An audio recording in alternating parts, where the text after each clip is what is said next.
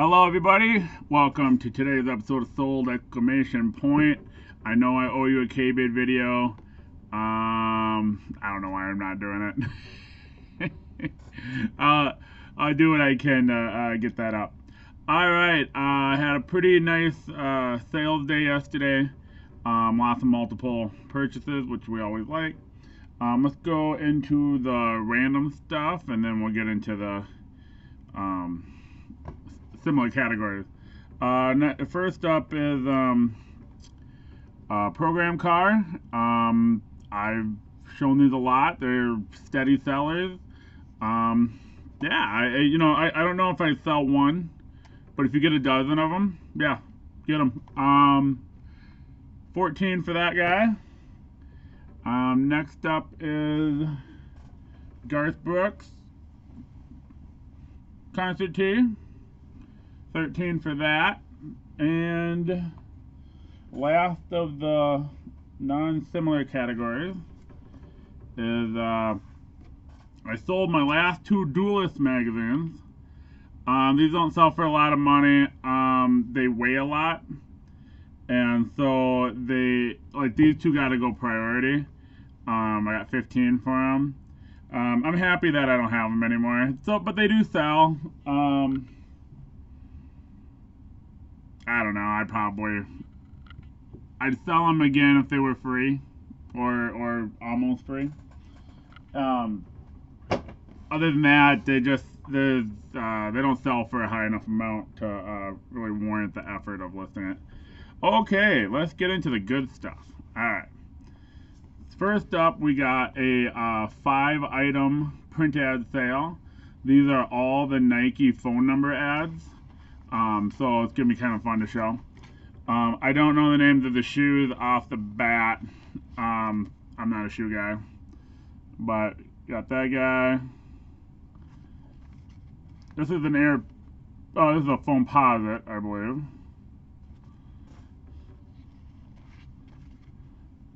The Jordans. This is the Air Griffey. I'm not a shoe guy, but I do like that Air Griffey. And this last one here.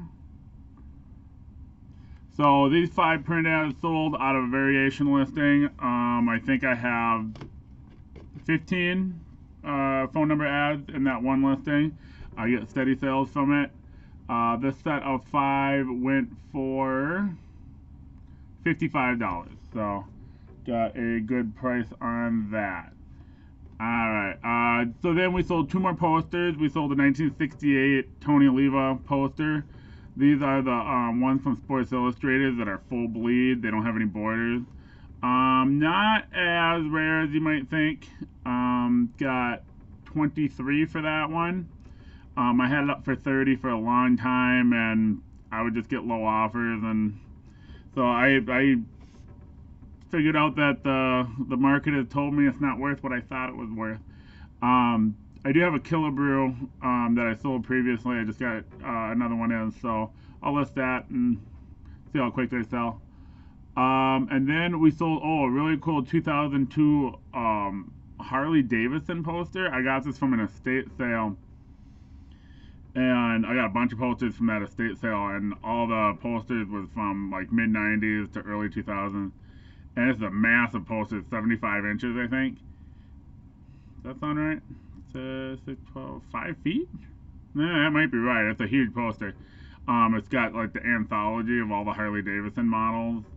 Carl Hungnass. I don't know who that is, but it's a super rare poster. So that's going to England. That is going to be $58 that we got for that. Next up is our hat sales. We got a 91 World Series hat, Snapback, 87, 91 World Series.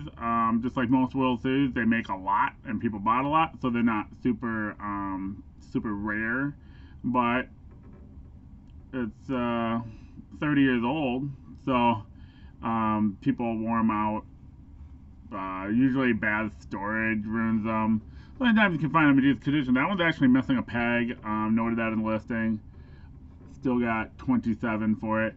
That is actually this is one of the ones where they had the blanks and then they I don't know, glued on or sewn on the patch. So they had a bunch of, I think this is how it went. They had the blanks ready to go, and then they had patches for both teams. So they had a Braves patch and a Twins patch.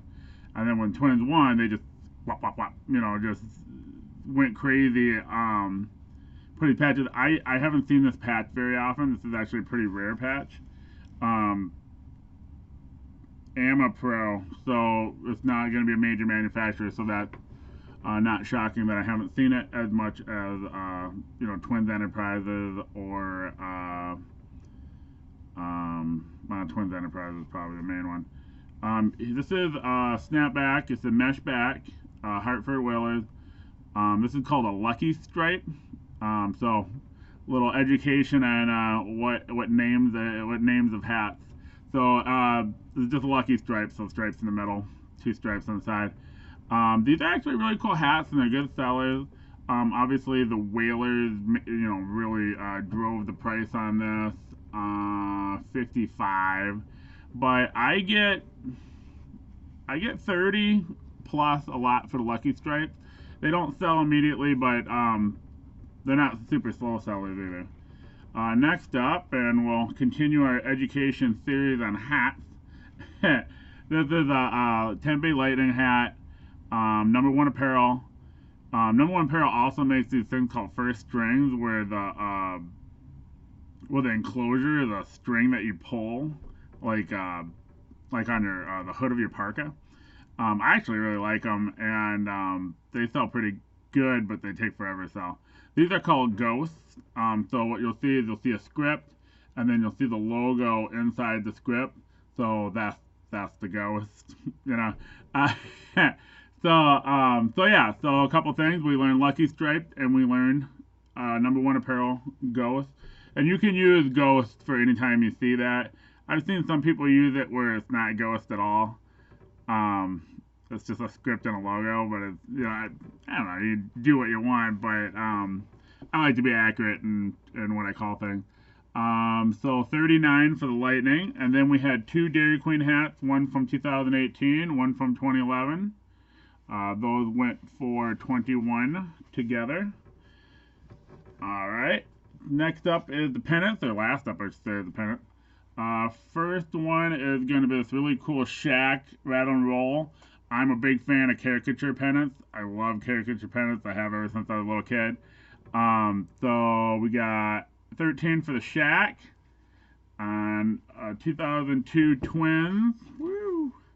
2002 Twins from when they went to the playoffs, and that went for 17. Then we had a big pennant sale. These are 15 pennants to the same buyer. So I'll have a little discussion after I show them. So 15 pennants went for $142. Most of them are the same style.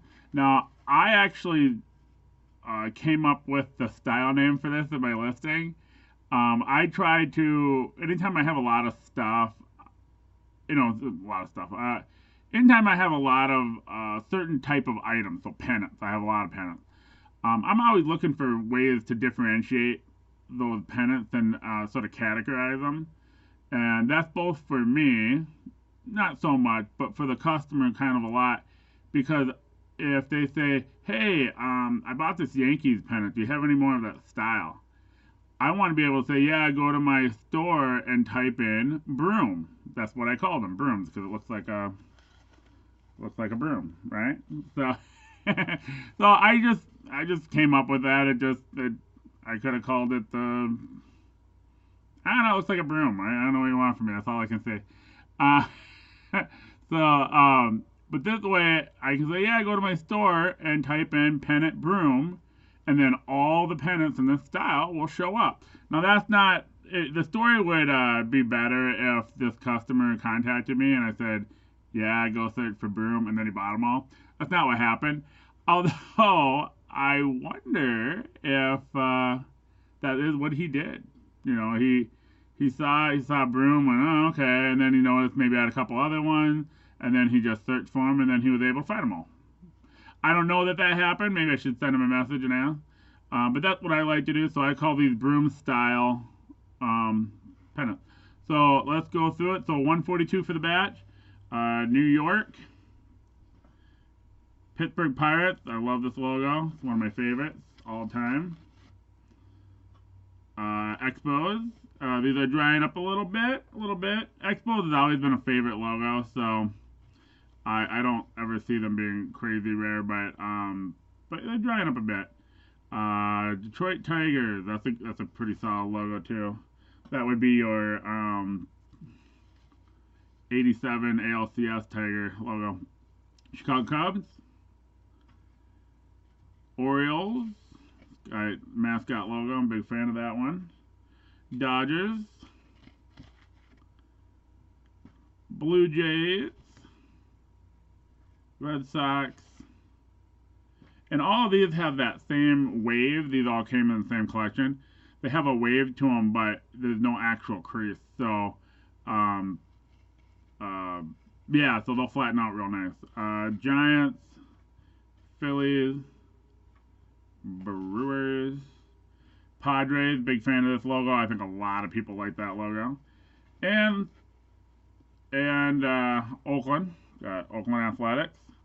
And last but not least, why wouldn't we order an Edmonton Oilers pennant? Why not? You know. So the second part of what I want to talk to you about this order is there's value in having a large selection of a certain type of item. This guy was obviously buying the broom pennants. He putting together the set. He did tell me that. He putting a set together, missing a handful. But because I have a large selection, he likely went, well, what else does he have? And he wanted Edmonton Oilers. So we made an extra sale just because we had a wider selection. So that's just, so what am I trying to say about that? There's value in specializing. Not that I'm saying everybody should specialize or it's better to specialize, but that's one of the values that come from specializing. I have, I don't know, I would call them maybe 6 or 7 product lines, certain types of items that I sell. And because I do that, I get multiple sales of those same items a decent amount of time. Not enough where I think, you know, I would be like, only sell, only specialize, only have a niche. That is not what I'm saying. I think there's a lot of sellers who do a variety, and there's value in that too, right? So I gotta wonder if the underlying premise is you should either specialize or you should sell anything.